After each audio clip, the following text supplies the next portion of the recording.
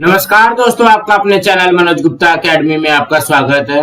दोस्तों, आज हम लोग कक्षा 9वीं के गणित भाग 1 में पार्ट 6 आर्थिक नियोजन का प्रश्न संग्रह 6.1 करने वाले हैं। दोस्तों, आप लोगों ने इस चैनल को सब्सक्राइब नहीं किया तो प्लीज सब्सक्राइब और चैनल लाइक कीजिए और अपने फ्रेंड्स के साथ शेयर कीजिए।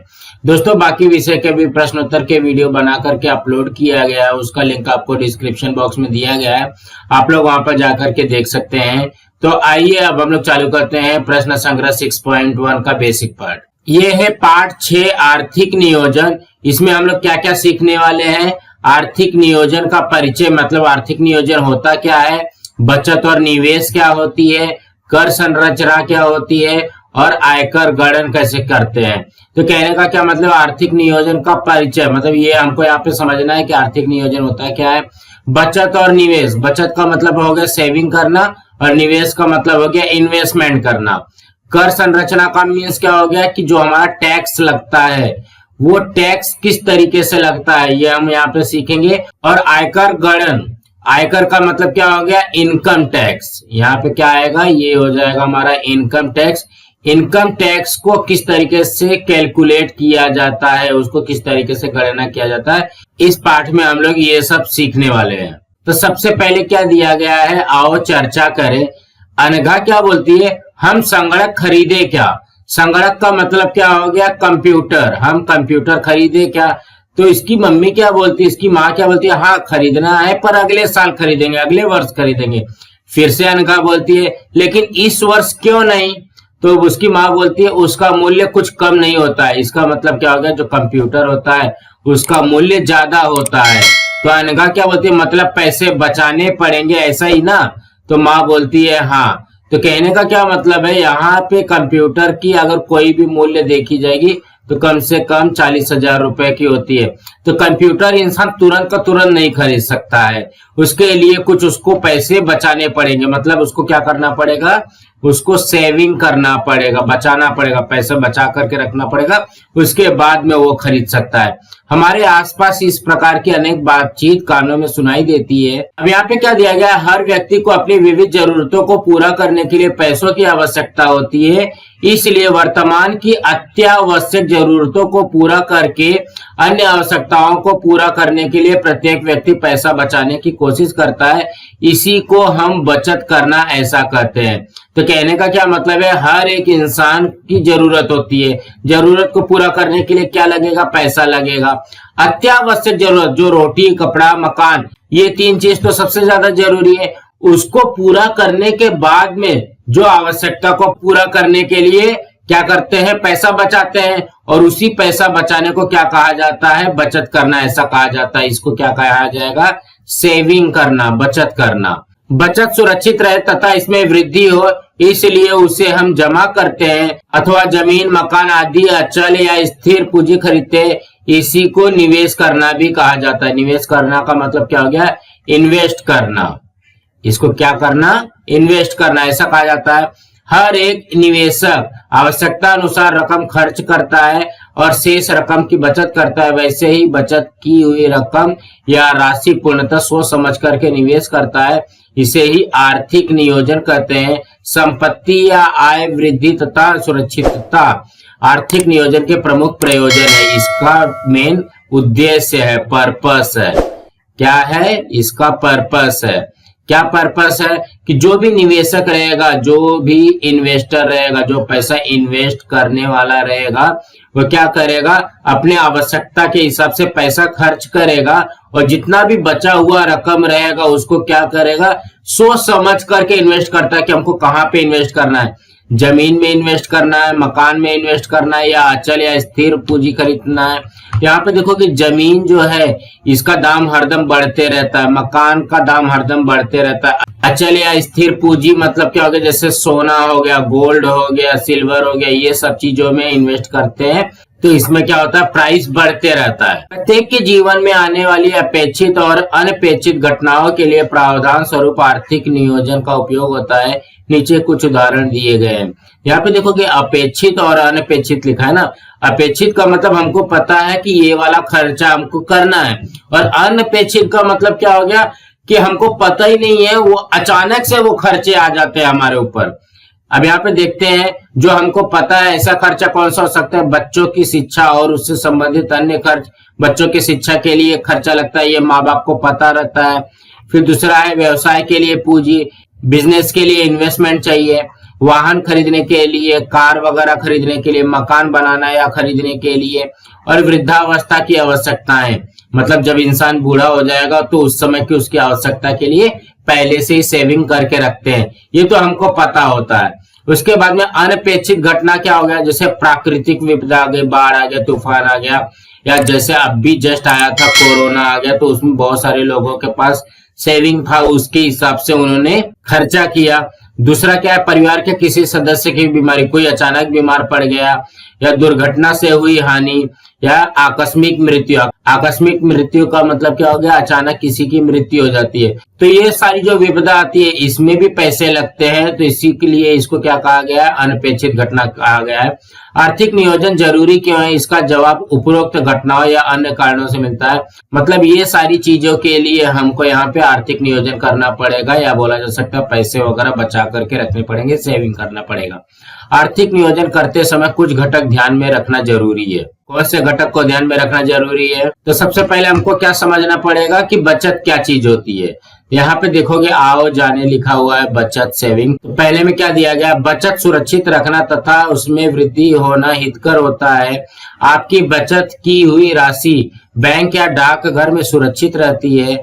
बैंक के बचत खाते में जमा हुई राशि का नगद रहित या कैशलेस व्यवहार करना आसान होता है। ऐसे व्यवहारों के कारण अपने आसपास अधिक नगद राशि नहीं जमा करनी पड़ती और वह राशि गुम या चोरी होने का भी डर नहीं रहता। तो कहने का क्या मतलब है, जो भी हमारी बचत है, जो भी हमारी सेविंग है, उसको हम लोग कहाँ पे रखेंगे, बैंक या डाकघर में जब रखेंगे तो वो सुरक्षित रहता है। और जब हमारे पास पैसा नहीं रहेगा, तो कहने का क्या मतलब है, हमारा पैसा जो है वो कैशलेस है। कैशलेस का मीन्स क्या हो गया कि हम लोग एटीएम कार्ड से ही उपयोग करते हैं, डेबिट कार्ड से उपयोग करते हैं, आजकल यूपीआई से यूज करते हैं, गूगल पे से यूज करते हैं। ये सब क्या है, नगद रहित है। तो कहने का क्या मतलब है, हम लोग कैशलेस इसका इस्तेमाल करते हैं, ये आसान भी होता है। और ऐसे कैशलेस का इस्तेमाल करने से वो गुम या चोरी होने का भी डर नहीं रहता है। दूसरे में क्या दिया गया, हमारे पास बचत राशि नगद रूप में होगी और उसका निवेश न करते हुए अगर उसे हम अपने पास ऐसे ही जमा रखें तो उसका मूल्य कालानुसार कम हो जाता है। अर्थात वस्तु खरीदने की उस राशि की क्षमता या उसकी परचेसिंग पावर कम हो जाती है। यहाँ पे क्या बोला गया है, जैसे हम लोगों ने आज कोई भी पैसा रखा तो अब बैंक में रखेंगे तो थोड़ा बहुत तो उसकी वैल्यू बढ़ेगी, लेकिन अगर हम लोग बैंक में नहीं रखे, अपने पास ही रखे रहेंगे तो उसकी वैल्यू बढ़ेगी नहीं। तो यहाँ पे कहने का क्या मतलब है, आज 10 रुपए में 2 पेंसिल मिल रही है और ये 2025 चल रहा है, ठीक है, और 2030 तक मैं ये 10 रुपया वैसे का वैसे रख दूं तो हो सकता है 10 रुपए में हमको एक ही पेंसिल मिले। तो कहने का क्या मतलब है, हमारी ये जो 10 रुपए की है ये वैल्यू कम हो गई है, इसलिए बचत का योग्य स्थान पर निवेश कर उसमें वृद्धि होना आवश्यक है। कहने का क्या मतलब है, जो भी हमारे पास पैसे बचे हुए हमारी सेविंग है उसको कहीं ना कहीं हमको इन्वेस्ट कर देना चाहिए। फिर तीसरे में क्या दिया गया, बचत की हुई राशि का व्यवसाय में वृद्धि, नए उद्योग आरंभ करने जैसे कामों के लिए उपयोग किया जाए तो राष्ट्रीय आय में वृद्धि होती है। अगर जितना भी हमारे पास बचत की राशि है उसको नया उद्योग प्रारंभ किया गया या कुछ अच्छे कामों में लगाया जाएगा तो उससे क्या होगा, राष्ट्रीय आय में वृद्धि होगी, हमारे देश की इनकम बढ़ेगी। और चौथे में क्या दिया गया है, कुल आय में से बचत का कुछ हिस्सा समाज कार्य के लिए खर्च करे तो सभी का दूरगामी लाभ प्राप्त होगा। तो कहने का क्या मतलब है, हमको जितना भी हम कमाते हैं उसका नहीं कुछ तो 20 से 25%, 30% हमको समाज कार्य के लिए लगाना चाहिए। और पांचवें में दिया गया, आवश्यकता अनुसार खर्च करने के पश्चात एवं अपने सुख साधनों पर होने वाला खर्च कम करके शिक्षा और वैद्यकीय उपचार आदि के लिए बचत करना हितकारी होता है। अगर हमको हरदम सुखी रहना है तो हमको क्या करना पड़ेगा, जितना भी हमारा बचत होता है उसको शिक्षा और वैद्यकीय उपचार में मतलब मेडिकल ट्रीटमेंट के लिए रखना उचित होता है। अब देखते हैं कि इन्वेस्टमेंट क्या चीज होती है। अभी तक तो हमने बचत समझा, यहाँ पे देखोगे आओ जाने। निवेश के अनेक प्रकार हैं, निवेशक बैंक, डाकघर जैसी आर्थिक व्यवहार करने वाली संस्थाओं में निवेश करना पसंद करते हैं क्योंकि वहां राशि अधिक सुरक्षित होती है। तो कहने का क्या मतलब है, निवेश के अनेक प्रकार, इन्वेस्टमेंट के अनेक प्रकार है। निवेशक, निवेशक का मतलब क्या हो गया, इन्वेस्टर। तो इन्वेस्टर क्या करते हैं, बैंक, डाकघर जैसी आर्थिक व्यवहार करने वाली संस्थाओं में निवेश करना पसंद करते हैं। इन लोग कहाँ पे डालते हैं पैसा, बैंक या डाकघर में, पोस्ट ऑफिस में डालते हैं। वहां इनकी राशि जो है, इनके पैसा जो है अधिक सुरक्षित रहता है। शेयर्स, म्यूचुअल फंड आदि में निवेश करने में थोड़ा जोखिम होता है। जो हम लोग शेयर्स खरीदते हैं, म्यूचुअल फंड खरीदते हैं, वो थोड़ा जोखिम रहता है, मतलब रिस्क रहता है, क्योंकि जिस उद्योग के लिए राशि का निवेश किया जाता है उस उद्योग में हानि होने पर निवेश की गई राशि में कमी होती है। मतलब हम लोग अगर इन्वेस्ट कर दिए, शेयर खरीद दिए, म्यूचुअल फंड खरीद लिए, तो वहां पे क्या होता है, उनके शेयर का दाम अगर कम हो गया तो हमको पैसा हमारा कम मिलेगा। इसके विपरीत लाभ होने पर राशि सुरक्षित रहती है तथा लाभांश मिलता है। और यहाँ पे एक बेनिफिट और है कि अगर शेयर वाले को अगर ज्यादा प्रॉफिट हो गया तो हमको वहां पे लाभांश या डिविडेंड भी मिलता है। निवेशक को निवेश करते समय दो प्रमुख मुद्दों पर विचार करना जरूरी है, एक तो जोखिम और दूसरा लाभ। इसमें कैसा होता है, जब हम लोग बैंक या डाकघर में जब पैसा जमा करते हैं तो हमको कम प्रॉफिट मिलता है। हमको क्या मिलता है, कम प्रॉफिट मिलता है, लेकिन हमारा पैसा डूबता बिल्कुल भी नहीं है। लेकिन हम लोग शेयर्स, म्यूचुअल फंड में अगर इन्वेस्ट करते हैं तो उसमें जोखिम भी रहता है। उसमें लाभ होगा तो बहुत ज्यादा लाभ हो जाएगा और जोखिम रहेगा तो बहुत ज्यादा हमारा पैसा भी डूब सकता है। अधिक जोखिम उठाकर निवेशक अधिक लाभ प्राप्त कर सकता है, किंतु अधिक जोखिम के कारण हानि भी हो सकती है, इसे ध्यान में रखना होगा। तो कहने का क्या मतलब है, यहाँ पे हानि भी हो सकती है, लेकिन बैंक और डाकघर में कम प्रॉफिट मिलता है लेकिन हानि नहीं होती। यहाँ पे ज्यादा प्रॉफिट मिलता है और हानि होने के चांसेस भी ज्यादा है। अब यहाँ पे समझते हैं, निम्नलिखित आय और निवेश पर आधारित हल किए हुए उदाहरणों का अध्ययन कीजिए। मतलब यहाँ पे हमको उदाहरण से समझाया गया है। सबसे पहले उदाहरण नंबर 1 में क्या बोला गया है, श्याम राव का 2015-16 के सभी प्रकार के करों का भुगतान करने के पश्चात वार्षिक आय 6,40,000 रुपए है। वे हर महीने 2,000 रुपए बीमा की किस्त जमा करते हैं।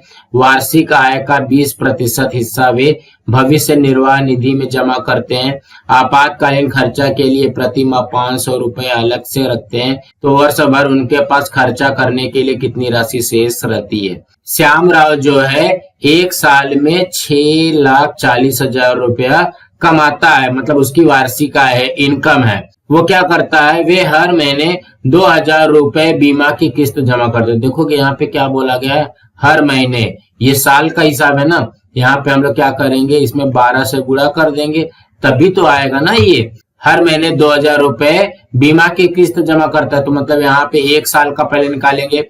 फिर वार्षिक आय का 20% हिस्सा वो भविष्य निर्वाह निधि मतलब पीएफ में जमा करता है। आपातकालीन खर्चा के लिए प्रति माह का मतलब क्या हो गया, एक महीने का ये दिया गया, तो यहाँ पे भी क्या करेंगे, 12 से गुणा करेंगे तभी तो साल भर का निकलेगा। ये इसका टोटल इनकम था, ये इतना खर्चा है, इसको माइनस करेंगे तभी तो वो निकलेगा कि ना शेष राशि कितनी है। देखोगे वही किया गया है, पहले में हल में दिया गया है श्याम राव जी की वार्षिक आय 6,40,000 रुपया, ठीक है। बीमा के लिए उन्होंने क्या किया, 2,000 गुणे 12 कर दिया, 24,000 रुपया हो गया। भविष्य निर्वाह निधि में जमा की हुई राशि कितनी हो जाएगी, 6,40,000 का 20%, तो ये देखो कि ये 2 जीरो से कट गया, तो ये हो जाएगा 64 में 2 का गुणा किया तो 628, और यहाँ पे देखोगे 1 2 जीरो यहाँ पे है, 1 जीरो यहाँ पे है, और ये हो गया 3 जीरो। तो कहने का मतलब हो गया 1,28,000 हो गया। और आपातकालीन खर्च करने के लिए उसने कितना रखा है, 500 रुपया। तो इसमें भी महीने का दिया गया है ना, माह लिखा हुआ है, तो 500 में 12 का गुणा कर देंगे तो ये हो जाएगा 6,000 रुपया। तो कहने का क्या मतलब है, देखोगे 6,40,000 रुपया उसका क्या था, इनकम था, और 24,000, 1,28,000 और यहाँ पे 6,000, ये जो तीनों हैं ये क्या है, ये इसका खर्चा है, इसमें से माइनस करना पड़ेगा। तो देखोगे कुल नियोजित राशि 24,000, 1,28,000 और 6,000, इसका टोटल कितना होता है, 1,58,000 हो गया।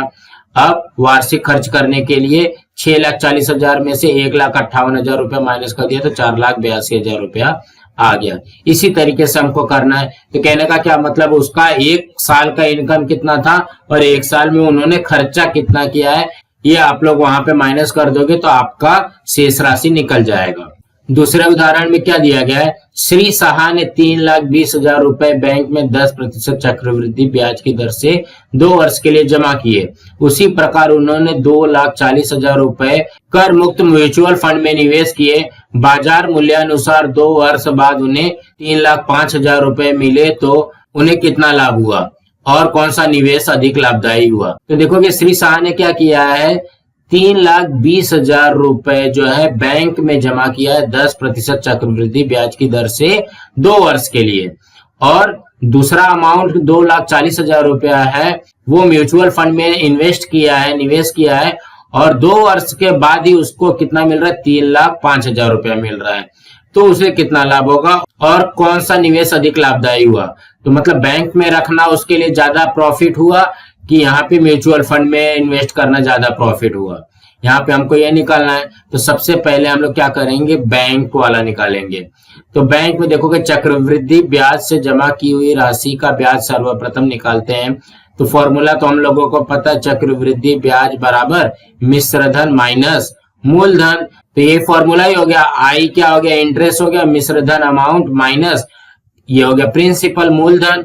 यहाँ पे देखोगे इसका जो मिश्र धन का फॉर्मूला क्या होता है, ये होता है P1 + R बटे 100 का पावर n, यही होता है। यहाँ पे देखो सेम वैसे का वैसे लिख दिया। अब यहाँ से ये P है, यहाँ पे भी P है, P कॉमन ले लिया। अब यहाँ पे क्या हो जाएगा, 1 धन R बटे 100 का पावर n माइनस 1, इस तरीके से आ जाएगा। यहाँ पे ध्यान से देखेंगे P का मतलब क्या हो गया, प्रिंसिपल अमाउंट। ये कितना हो गया, मूलधन कितना है, 3,20,000 रुपया है। एक ऐसे आ गया R क्या है, 10% चक्रवृद्धि ब्याज, और यहाँ पे n कितना है, कितने वर्ष के लिए दिया है, यहाँ पे देखोगे 2 वर्ष के लिए दिया गया है। तो अब हम लोग इसी को हल करते हैं। तो ये कितना हो जाएगा, ये हो जाएगा 3,20,000 और यहाँ पे हो जाएगा 100 एकम 100 और 10, ये हो जाएगा 110 बटे 100 का वर्ग माइनस 1, इस तरीके से हो जाएगा। अब देखोगे 110 में 100 का भाग देंगे तो कितना हो जाएगा, 1.1 का वर्ग माइनस 1, ये ऐसे हो जाएगा। और यहाँ पे 3,20,000 ये हो जाएगा। देखोगे यही आ गया है ना, 3,20,000 1.1 का वर्ग माइनस 1। अब 1.1 का वर्ग कितना होता है, 1.21 होता है। अब इसको माइनस करोगे तो 0.21। अब इसमें गुणा कर देंगे तो आ जाएगा 67,200 रुपया। ये सिर्फ उसको क्या मिला, ब्याज मिला है। तो साहा जी ने 3,20,000 रुपए बैंक में निवेश किया, जिससे पश्चात उन्हें 67,200 रुपए ब्याज मिला। प्राप्त ब्याज जमा राशि के कितने प्रतिशत है, यह हल कीजिए। तो ब्याज का प्रतिशत क्या हो जाएगा, हम लोग ऐसे निकालते हैं ना, 67,200 बटे में 3,20,000 गुणे 100, ऐसे निकालते हैं। इसने तो उल्टा निकाल दिया कि देखो 100 गुणे 67,200 बटे में 3,20,000, उत्तर वही आने वाला। देखोगे ये 2 जीरो, ये 2 जीरो से कट गया, ये 2 जीरो, ये 2 जीरो से कट गया। अब यहाँ पे बच्चा कितना है, 32, और यहाँ पे बचा 672। इसको जब ये कट करेंगे तो ये आ जाएगा 21। तो कहने का क्या मतलब है, बैंक में निवेश करने के कारण 21% लाभ हुआ है। दूसरा वाला देखते हैं, म्यूचुअल फंड वाला। म्यूचुअल फंड से 2 वर्ष बाद प्राप्त हुई रकम 3,05,000 रुपया है, इसलिए म्यूचुअल फंड से प्राप्त लाभांश हो जाएगा 3,05,000। उसमें से 2,40,000 रुपया इन्वेस्ट किया तो वो माइनस कर देंगे तो 65,000 रुपया हो जाएगा। तो इसका लाभांश प्रतिशत कितना हो जाएगा, 65,000 गुणे 100 बटे में 2,40,000। तो देखोगे ये 2 जीरो, ये 2 जीरो से कट गया, ये 2 जीरो, ये 2 जीरो से कट गया, भाग देंगे तो आएगा 27.08, ये आ गया इतना प्रतिशत। तो कहने का क्या मतलब है, अगर हम लोग ध्यान से देखते हैं, 3,20,000 रुपया इन्वेस्ट करने के बाद में 67,200 रुपया मिलता है, और यहाँ पे 2,40,000 रुपया इन्वेस्ट करने के बाद में 65,000 रुपया मिलता है। इसी तरीके से तो आप लोग बोलोगे यहाँ पे 67,200 रुपये ज्यादा अमाउंट आई है, लेकिन इसको देखेंगे हम लोग तो यहाँ पे इन्वेस्टमेंट भी तो ज्यादा किया है, 3,20,000 रुपया ज्यादा किया है, तो इसीलिए हम लोग यहाँ पे क्या करते हैं, प्रतिशत निकालते हैं। तो देखोगे इसीलिए यहाँ पे 21% आया है और यहाँ पे 27.08% आया है। तो अभी प्रतिशत के हिसाब से देखा जाएगा तो कौन सा बड़ा है, ये वाला बड़ा है। म्यूचुअल फंड में निवेश करने के कारण उन्हें 27.08% लाभ हुआ है। इससे यह जानकारी प्राप्त होती है कि श्री शाह जी का म्यूचुअल फंड में निवेश अधिक लाभदायक था। तो इसी तरीके से हमको यहाँ पे समझ करके करना रहेगा। तो कहने का क्या मतलब है, हम लोग डायरेक्ट जो देख करके करते हैं वो हमको नहीं करना है, हमको यहाँ पे प्रतिशत निकाल करके फिर करना है। तीसरे उदाहरण में क्या दिया गया, करीम भाई ने कांच उद्योग में 4 लाख रुपए का निवेश किया। 2 वर्ष बाद उन्हें उस उद्योग से 5,20,000 रुपए प्राप्त हुए। निवेश की राशि को छोड़ करके प्राप्त लाभांश 3:2 अनुपात में क्रमशः संचयी, जमा और शेयर्स में निवेश किया। उन्होंने प्रत्येक मद में कितनी राशि निवेश की। तो कहने का क्या मतलब है, करीम भाई ने एक कांच का उद्योग खोला था, उसमें 4 लाख रुपए इन्वेस्ट किया। 2 साल के बाद में उनके पास कितना आ गया, 5,20,000 रुपए आ गया। तो जो इन्वेस्टमेंट की राशि थी, मतलब 4 लाख को छोड़ करके जितना भी इनको प्रॉफिट हुआ था, 1,20,000 रुपया प्रॉफिट हो जाएगा। 1,20,000 रुपए को उन्होंने क्या किया, 3:2 में संचयी, जमा और शेयर्स में जमा कर दिया। तो संचयी जमा में कितना जमा किया और यहाँ पे शेयर्स में कितना इन्वेस्ट किया। यहाँ पे देखोगे हल में भी वैसे किया गया। करीम भाई को 2 वर्ष के बाद प्राप्त लाभांश 5,20,000 में 4 लाख माइनस कर दिया तो 1,20,000 रुपया उसको प्रॉफिट हुआ। और सावधि में निवेश की राशि, मतलब सावधि में संचयी जमा में उन्होंने कितना किया, देखोगे 3:2 है ना, तो ये 3 और 2 को जोड़ दो तो सावधि में कितना करेंगे, 3/5 करेंगे और शेयर्स में कितना करेंगे, ये जो पीछे वाला 2 है ये 2/5 हो जाएगा। तो वही चीज यहाँ पे भी सावधि में निवेश की गई राशि देखोगे 3/5 गुणे 1,20,000। अब यहाँ पे ये इससे कट जाएगा 24,000 में, ये 24,000 में कट गया तो 24 तिया 72,000 हो जाएगा। ये किसमें किया, सावधि में किया। और शेयर्स में कितना किया, 2/5 गुणे 1,20,000, ये इससे कटेगा 24,000, ये भी आ जाएगा। तो 24 दूना 48,000 ये आ जाएगा। तो करीम भाई ने सावधि जमा राशि और शेयर्स दोनों में 72,000 रुपया और 48,000 रुपए का निवेश किया। चौथे उदाहरण में क्या दिया गया, अनिल की मासिक आय और खर्च का अनुपात 5:4 है। अमन का वही अनुपात 3:2 है। वही अनुपात का मतलब मासिक आय और खर्च का। इसी प्रकार अमन की मासिक आय का 4%, अनिल के मासिक आय के 7% जितनी है। अगर अनिल की मासिक आय रुपया हो तो अमन की मासिक आय ज्ञात कीजिए और अनिल और अमन की बचत ज्ञात कीजिए। तो यहाँ पे हम लोग इस तरीके से समझते हैं, ये किसका है, अनिल का है और यहाँ पे अमन का है ना। तो सबसे पहले देखोगे ये वाला अनिल हो गया और ये अमन हो गया, समझते हैं पहले, उसके बाद में करेंगे। यहाँ पे क्या दिया गया है, ये दिया गया है मासिक आय दिया गया है और यहाँ पे कितना दिया गया है, ये दिया गया है खर्च। तो इसको ना पहले हमको अनुपात में दे दिया गया है। अनिल का कितना दिया गया है, 5:4 में और अमन का कितना दिया गया है, 3:2 में। इस तरीके से हमको दे दिया गया। यहाँ पे जब अनुपात में दिया गया तो हम लोग क्या करेंगे, यक्स रख लेंगे अनिल का और अमन का रख लेते हैं वाई। इस तरीके से करना पड़ेगा हमको। ये तो पहला कंडीशन दिया गया। और दूसरे कंडीशन में क्या दिया गया, अमन का मासिक आय का 4%, अनिल के मासिक आय का 7% जितना है। अमन का जो भी रहेगा वो कितना है, 4% है और अनिल का 7%, ये दोनों बराबर है। ऐसा हमको यहाँ पे दिया गया है। और क्या बोला गया, अनिल की मासिक आय, अनिल का ये जो 5x वाली वैल्यू है ये हमको दिया गया है 9,600, मतलब 5x वाली वैल्यू हमको यहाँ पे दी गई है। तो अमन की मासिक आय निकालना है, अनिल और अमन की बचत निकालना है। तो मतलब यहाँ पे यहाँ पे यहाँ पे ये हमको निकालना पड़ेगा। तो कहने का क्या मतलब है, हमको क्या बोला गया है, ध्यान से देखना है। ये बचत है तो बचत क्या होता है, इनकम में से खर्च को माइनस करने के बाद में बचत निकलती है। बचत का फॉर्मूला क्या बनेगा, आय माइनस खर्च। इसका भी निकालना पड़ेगा, आय माइनस खर्च, इसका भी निकालना पड़ेगा। तो कहने का क्या मतलब है, यहां से हमको पहले खर्च निकाल लेना पड़ेगा, आय निकाल लेना पड़ेगा, उसके बाद में तब तुम्हारे बचत निकलेगा। ये वही चीज यहाँ पे भी ध्यान से देखते हैं क्या दिया गया है। हम जानते हैं कि बचत का फॉर्मूला होता है आय माइनस व्यय, व्यय का मीनिंग होता है खर्च। ठीक है, अब यहाँ पे दिया क्या क्या गया है, अनिल की आय और व्यय का अनुपात 5:4 है, तो माना अनिल का आय 5x और अनिल का व्यय मतलब खर्च 4x है। उसी तरीके से अमन की आय और व्यय का अनुपात 3:2 है, तो माना अमन की आय 3y और अमन का खर्च 2y है। उसके बाद में अनिल की मासिक आय हमको दिया गया है 9,600 रुपया। देखोगे यहाँ पे 9,600 रुपया अनिल का दिया गया, अर्थात 5x बराबर 9,600, आधार पर x निकाले। यहाँ पे देखोगे मैंने अभी यहाँ पे बताया था कि 5x जो ये है वो इसका वैल्यू दिया गया 9,600, तो यहाँ पे x की वैल्यू कितनी आ जाएगी 1,920। तो अब हम लोग क्या निकालते हैं, अनिल का मासिक व्यय, तो इसका मतलब क्या हो गया, अनिल का मासिक खर्च कितना हो जाएगा 4x रुपया। देखोगे यहाँ पे है अनिल का खर्च जो है 4x है, तो हम लोग यहाँ पे क्या करेंगे, 4 में देखोगे x का गुणा हो रहा है, तो x का मान कितना है 1,920, तो 4 में 1,920 का गुणा करेंगे तो कितना हो जाएगा 7,680 रुपए। ये क्या आ गया, ये आ गया अनिल का मासिक खर्च 7,680 रुपया। अब हमको पता है कि बचत का फॉर्मूला क्या होता है, आय माइनस व्यय। यहाँ पे लिखेंगे आय माइनस व्यय, मतलब आय में से व्यय का मतलब हो गया खर्च को माइनस करना।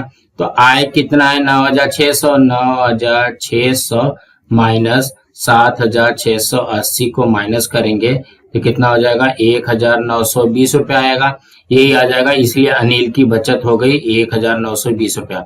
देखोगे यहाँ पे अनिल का बचत हमने निकाल लिया है, मतलब दूसरे प्रश्न का पहला वाला निकल गया है।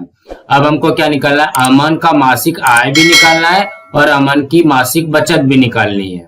तो ये कितना है 3y और 2y है, और हमको क्या बोला गया, अमन की मासिक आय का 4% अनिल के मासिक आय के 7% बराबर है।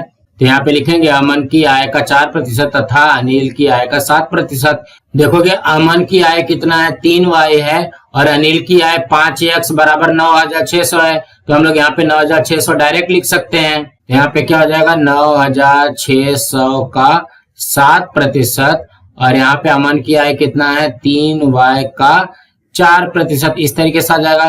तो देखोगे 4% को लिख दिया 4/100 गुणे 3y और यहाँ पे 9,600 गुणे 7/100 हो जाएगा।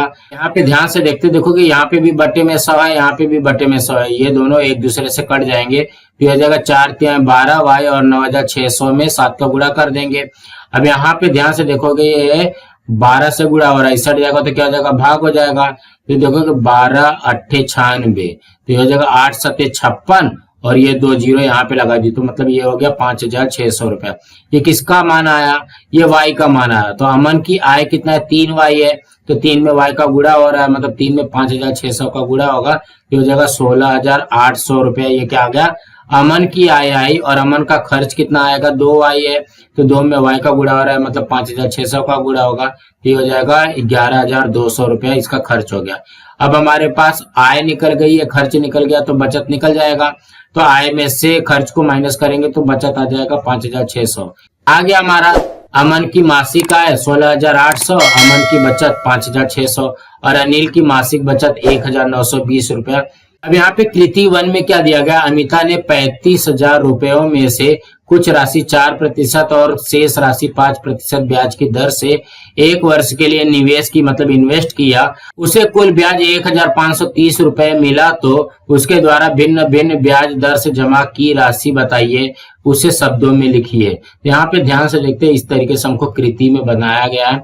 तो क्या बोला गया है, सबसे पहले समझते हैं कि 35,000 रुपया था, उसको 2 पार्ट में उन्होंने डिवाइड किया, ठीक है, और कितना डिवाइड किया वो नहीं पता है। तो यहाँ पे हम लोग मान लेते हैं कि ये वाला जो अमाउंट है वो x रुपया है और ये वाला अमाउंट क्या है, ये y रुपया है, मतलब इसको 2 पार्ट में उन्होंने डिवाइड किया था।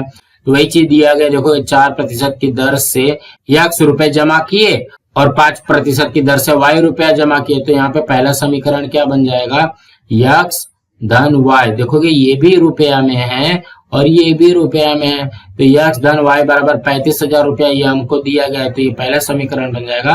और ब्याज जो निकलेगा 4% दर से x रुपया जमा किया, तो ये हो जाएगा 4/100 x धन यहाँ पे हो जाएगा 5/100 y बराबर 1,530 रुपया। तो यहाँ पे इसको हल करते हैं, देखोगे 4/100 x धन 5/100 y बराबर 1530 इस तरीके से दिया गया। तो हम लोग क्या करते हैं, यहाँ पे भी 100 से गुणा करते हैं, इसमें भी 100 से गुणा करते हैं और यहाँ पे भी 100 से गुणा करते हैं। देखोगे ये 100 से ये 100 कट गया, ये 100 से ये 100 कट गया।